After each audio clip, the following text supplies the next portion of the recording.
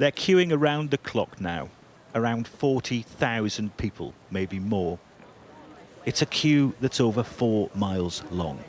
Making sure that such a huge number of people can all get to see the Queen lying in state is proving to be a huge logistical effort. There are now more than 1,000 stewards and volunteers lining the route to make sure all of this can be achieved safely. It's a case of eating and drinking on the move. Well, I've got a vegetarian sandwich. Oh, nice. What have you all I've eaten my sandwiches already.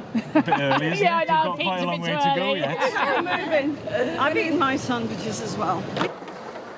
And along the route, a reminder of big royal occasions of the past. The events of the last few days, of course, now part of that history. Good to see you're eating, we like that. Volunteers from St John Ambulance patrolled the route.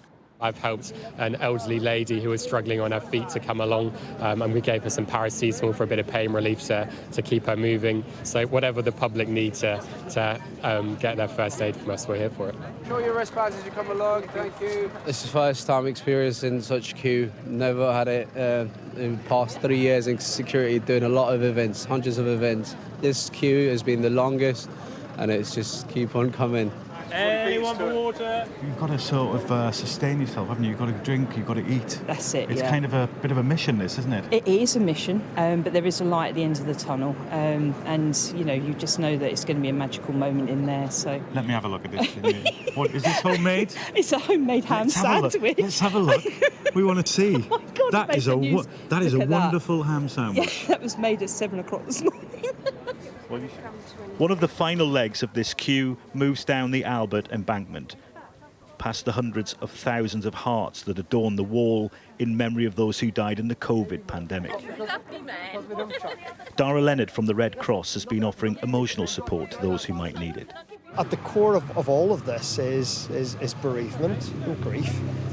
And in some of those conversations, as they're talking, they then disclose about the death of a loved one, perhaps very recently, and perhaps, as you say, with the COVID wall down there, they're standing looking at it, and it may have been someone that has passed away very, very recently. And that's when we'll stop and we'll spend a moment.